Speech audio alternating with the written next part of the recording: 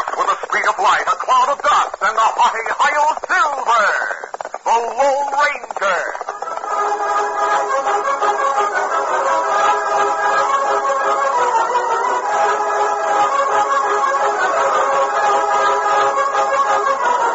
With his faithful Indian companion Tonto, the daring and resourceful masked rider of the plains led the fight for law and order in the early western United States. Nowhere in the pages of history can one find a greater champion of justice. Return with us now to those thrilling days of yesteryear. From out of the past come the thundering hoofbeats of the great horse Silver. The Lone Ranger rides again. Oh, Silver, let's go, big fellow. Hail Silver! Away!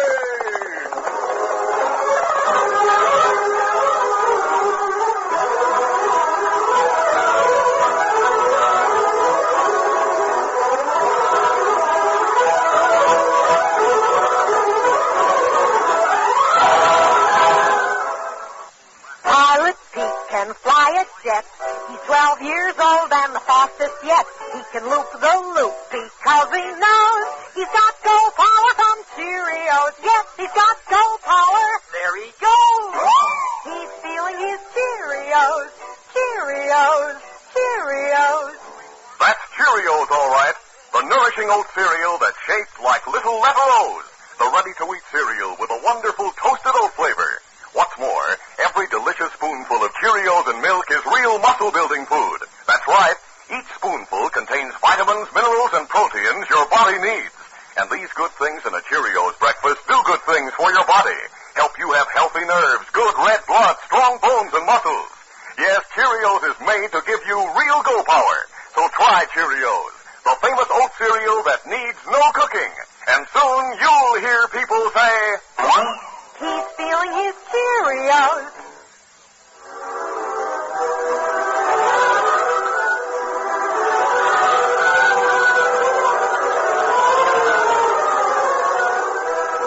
Jay Corry and his 20-year-old son, Al, sat at the supper table in the Barcy Ranch house with their ranch foreman, Alex. Jay Corry was saying, well, the rumpus over the bank robbery in town last week has died out by now. Nobody in these parts has any idea we had anything to do with it. Yeah. If you continue to play things smart like you always have, Pa, nobody will ever know what's been going on. Alex, a job I have lined up has to do with stampeding a herd of cattle the Circle R spread is fixing to drive to Stockton. Jay, that sort of thing doesn't get us anywhere. I never could savvy why you use the gang to do things like stampeding, cattle poisoning, water holes, local things like that. You know, Alex, I reckon I've known you long enough now to tell you what it's all about. You see, 15 years ago, when I was just about 5 years old, my wife and I came down from New Mexico with her father. We drove a large herd of sheep and settled near Pecos. Sheep? You mean you were a sheep herder once? That's right. Man, alive, sheepmen never were like down this way. Yeah, we found that out. The cattlemen did everything to drive us out of the territory. Killed our sheep, poisoned our water, and finally burned us out completely. Oh, I'm beginning to savvy now, Jay. Yes, I thought you might. You see, after the fire, my wife and her father died. I took Little Hal and went to Pecos, took odd jobs to keep us going. And I did a lot of thinking. I figured the West owed Hal and me a living, and that I'd get back at the cattlemen at the same time.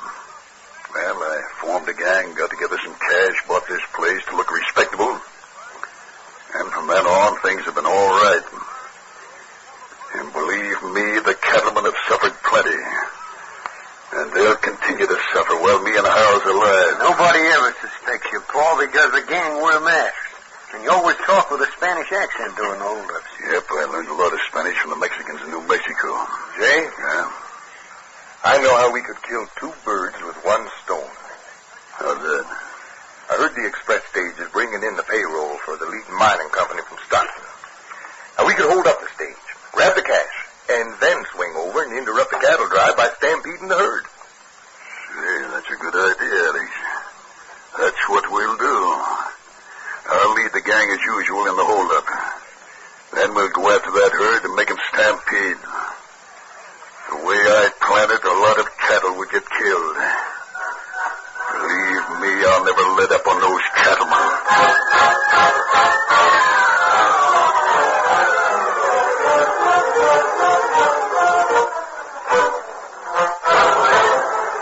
That same day, the Lone Ranger and his Indian companion Tonto rode toward Leeton, accompanied by the masked man's teenage nephew, Dan Reed. As they rode through the nearby hills, Dan finally broke the silence. Was the bank robbery at Leeton the last crime committed by the Mexican outlaw leader and his gang, sir? Yes, Dan. That's why we rode down this way. That Mexican outlaw has led his gang in many holdups in this territory. And report we get say, same gang but a cattleman. Yes, they stampede herds, poison water holes. Sometimes even shoot cattle grazing on ranges. That right, Kimasabi. The Mexicans' gang is a menace to the entire community. All the ranchers west of the Pecos are worried. Some of the smaller ranch owners have been forced to give up entirely. That gang must be broken up as soon as possible. Come on, Silver. Get him up. Come on, Victor. That afternoon, the Lone Ranger and his two companions camped in the nearby hills. Dan Reed rode to Leeton for supplies and drew rein in front of the general store. Oh, Victor, oh. Steady, boy.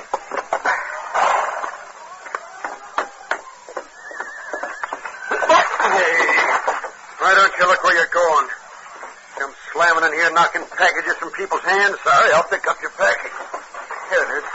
Come on. I'm not going to stand here holding this door all day. I can't get through till this maverick cowhand steps aside. I'm not in your way. Go ahead. Right. My arms weren't full of packages. I'd teach you not to go busting into places. I'll wait until you put down those packages. Get going, Hal. Go on. Never mind wasting time on this young jackanapes. Get that stuff on the buckboard. All right, Paul. Well, young fella, seems like you almost came to blows with young Corrys. Well, that was up to him. I'm not looking for a fight, but if that's what he wants, it's Good all... for you. You look husky enough to come through a fist fight with Hal Corry. I noticed an ugly reddish scar on the back of his right hand. He's sensitive about that. Must have got it in a fight sometime. If we did find out. Oh, those Corrys are strange people. Just the two of them. They own a ranch near here? Yes, the Bar C. Not a cattle ranch, though. They raise mules. Won't have a cow on the place. Both the father and son seem to be sort of mean-natured. Never talk much to anybody in town. Just get what they come after and leave without as much as a howdy to anyone. Well, young man, what do you want? Later at camp, Dan told the Lone Ranger and Tonto about Mr. Corry and his son. Then Tonto went to the cafe to pick up what news he might hear and to make inquiries. When he returned, he told about the big cattle drive. If the Mexican outlaws gang hears about that drive, it may mean more trouble. That right, Kimasabi. That's the sort of thing they've been up to for some time. Tonto, at dawn, you and I'll follow the herd until it's well on its way. Am I going with you, sir? No need for that, Dan. We'll come back here as soon as we're certain there's no further danger.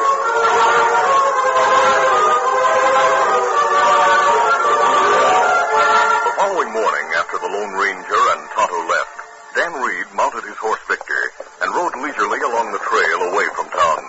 As he rounded a bend, Dan saw the express stage coming toward him in the distance. A moment later, he was startled to see outlaws ride from a thick grove to intercept the oncoming stage. Outlaws! Dan quickly turned Victor to one side behind some large boulders. Come on, Victor, come on. Oh, Victor, oh. From his position behind the boulders, Dan cautiously watched the holdup. He noted that the outlaws were masked, and he decided to follow them when they left, to find their hideout and report it to the Lone Ranger. There they go. Come on, Victor. The outlaws rode along the main trail for a short distance, then turned onto a side trail, leaving tracks which Dan could easily follow. Finally, as he topped a rise near the trail... Oh, Victor, oh. Several horsemen appeared with drawn guns.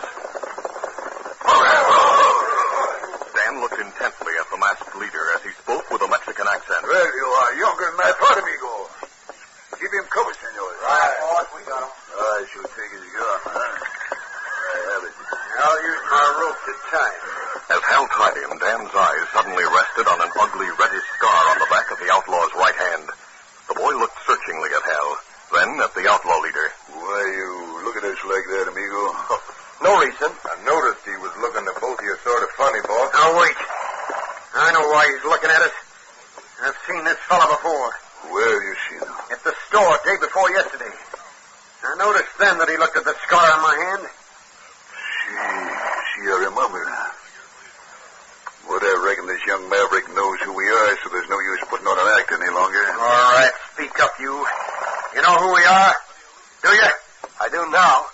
You're the Corry. What are we going to do with him, Jay? Take him with us.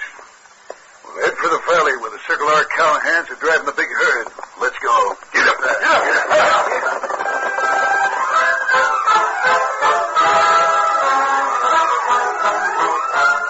We'll continue our Lone Ranger adventure in just a moment. Oh, that Bobby is a boy of 9. He can really hit that line. He's the star because he knows he's got go power from Cheerios. Yes, he's got go power. There he goes. He's feeling his Cheerios. Cheerios. Cheerios. That's Cheerios, the cereal shaped like little letter O's. And those O's stand for oats. The good grain Cheerios is made from. Every delicious spoonful of Cheerios and milk is real muscle-building food. Each spoonful contains vitamins, minerals, and proteins your body needs. Yes, those good things in a Cheerios breakfast do good things for your body. Help you have healthy nerves, good red blood, strong bones and muscles. You can see that Cheerios is made to give you real go power. So make sure you have a Cheerios breakfast every day. Then you'll hear people say, He's feeling his Cheerios.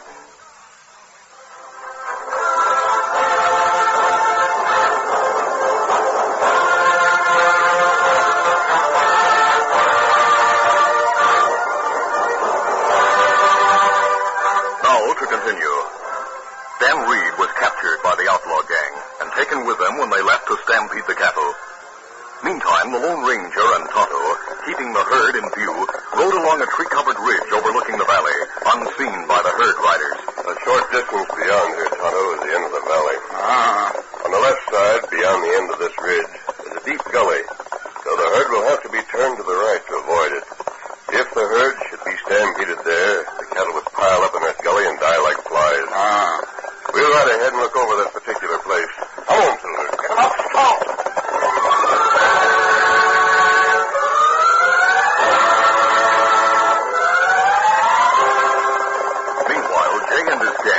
In a thick grove on a hill to the right of the valley, overlooking the gully. Oh, there. When the herd starts out of the valley, we'll let loose and start them stampeding. Make sure the cattle swing to the left toward the big gully yonder. Then drive them over the edge. Right. What about this young hombre, Paul? You said you had a way to get rid of him and make it look like an accident. Yeah, that's right. Take him off his horse. All right, easy, boy. Come on, you. Get off your horse. What are you going to do? Wait and see. There. Now what, Paul? Use a piece of rope to bind his ankles. Then tie a loose knot. Why a loose knot? He might get free. I figure on giving him a chance, Hal.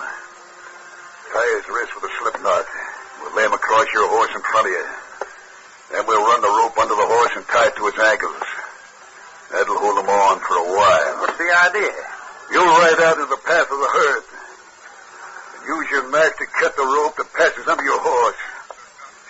The young snooper will fall off, and you get out of the way fast. He'll be able to get his hands out of the slip knot, and maybe he'll have time to untie his ankles. If not, well, that's too bad for him. Good idea.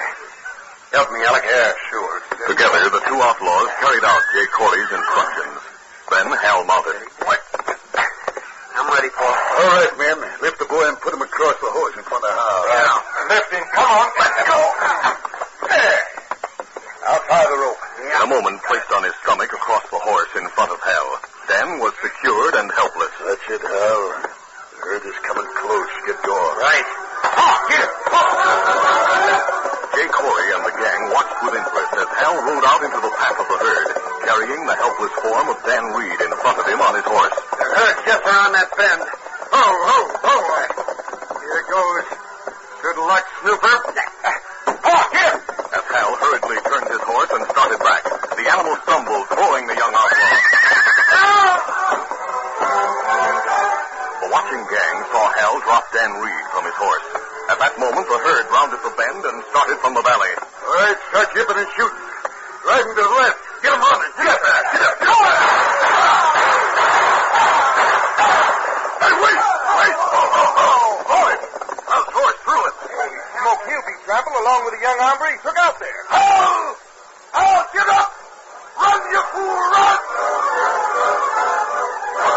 the gang on the left side of the valley, the Lone Ranger and Tonto rode down the end of the ridge to the rim of the gully, just as the shooting started.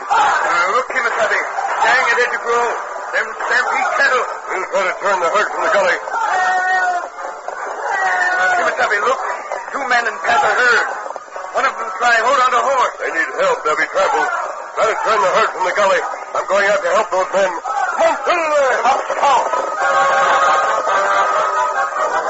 Dan Reeves freed his wrists and worked frantically until he had loosened the rope on his ankles. Then he stood up and glanced at the onrushing, crazed longhorn. Help!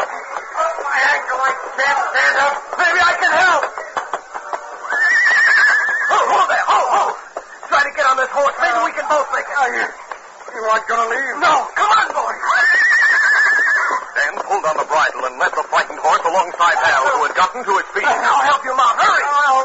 My ankle, I can't. We'll be trampled. Right, hurry. Oh, no, it's no use. At that moment, Dan heard a familiar ringing cry.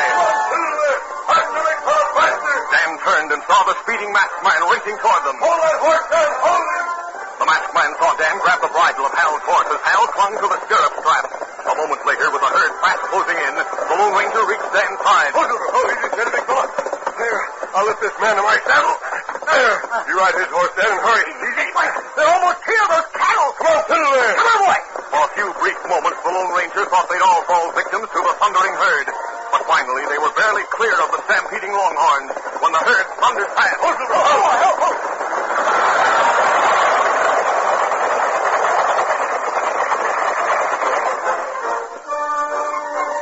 Later, Dan told what had happened while Hal sat with a strange, sullen expression on his face. When Dan finished, the Lone Ranger spoke sharply. Corey, you really don't deserve the consideration Dan gave you out there. Anyone else would have left you to die. Now, take your gun. After we capture the rest of the gang, you'll be turned over to the sheriff along with them.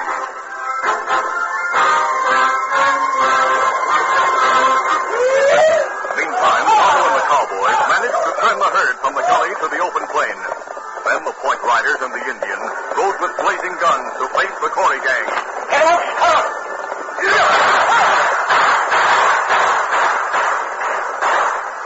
Jay Corry and his men, surprised by this unexpected maneuver and realizing that their plan had failed, turned and disappeared hurriedly over the ridge without having seen the rescue of Dan and Hal.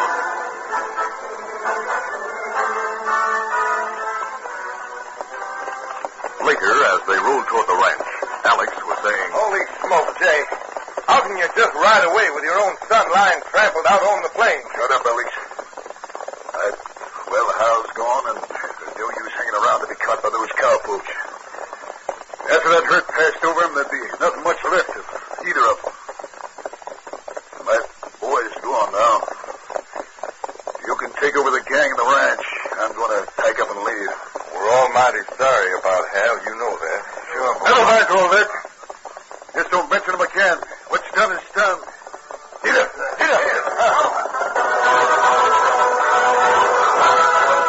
Later, Tonto brought the cattlemen to meet the Lone Ranger, Dan, and Hal. All right, Kimasabi? Yes, Tonto. Mister, the Indian told us how you came to help us in case the outlaw gang started trouble. We want to thank you, and the Indian, too, for what you did. We're glad to be of help. Great day. Isn't that Jay Corry's son, that hombre lying over there? Yes, that's Hal Corry. His ankle's badly injured. He and his father, the leaders of the gang, have terrorized this territory. Are you sure? Yes. If we pick up the gang's trail and it leads to the Barcy Ranch, that will be final proof. That gang is good at covering trails. It may take a little time, but I think Tonto will be able to follow their tracks. Then let's go. Put young Corry on his horse, men. Then we'll follow that gang and see where the trail takes us. All right.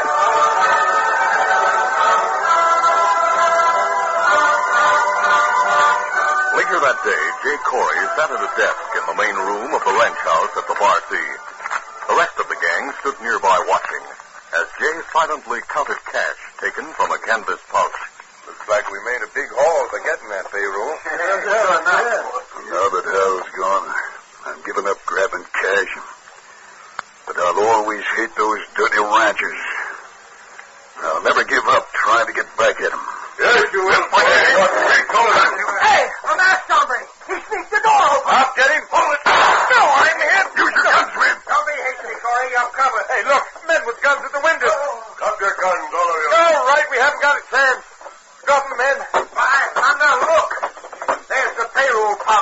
speed. All right, you got to stay at the ranch. It doesn't matter now. Your ornery cattle trampled my son Hal to death today. No, Corey. Your son is all right. What? He's waiting outside. Hal? Alive? Yes, and so is the young man you tried to send to his death. We'll be at your trial to testify against you. You ranchers and your men will be able to handle these crooks. Take them to the sheriff in town. Don't worry, mister. We'll make sure they get there. Good. Adios, everybody. Goodbye. Good to see you all later. All right, men. Round them up, tie 'em, and we'll start with them to town. All right. Come on, get going. I don't savvy that mask, hombre. Why is he here? I don't have to answer your questions, Corey. But you might like to know he saved your son's life, along with the young fella you tried to kill. I reckon you Corrys will remember him a long time. You see, he's the Lone Ranger.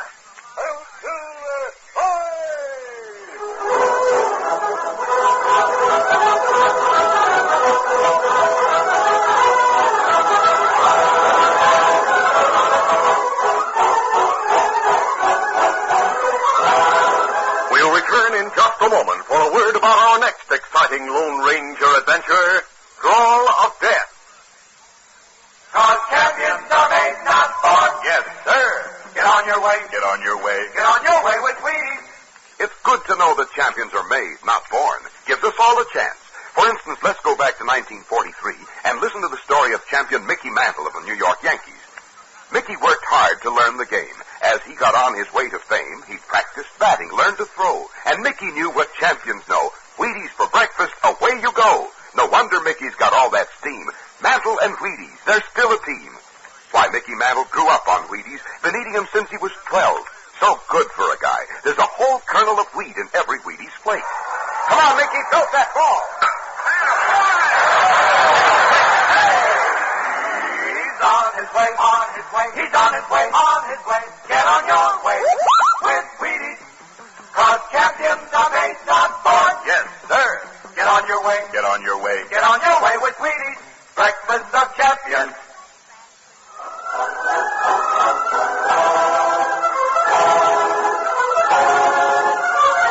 The Lone Ranger and Tonto faced death when they ran out of bullets in a gun battle with outlaws.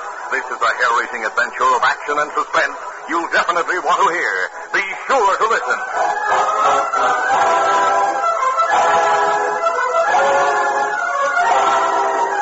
The Lone Ranger, a copyrighted feature of the Lone Ranger Incorporated, is created by George W. Trendle, produced by Trendle Campbell Muir Incorporated, directed by Charles D. Livingston, and edited by Fran Stryker. The part of the Lone Ranger is played by Brace Beamer. Your announcer, Fred Foy.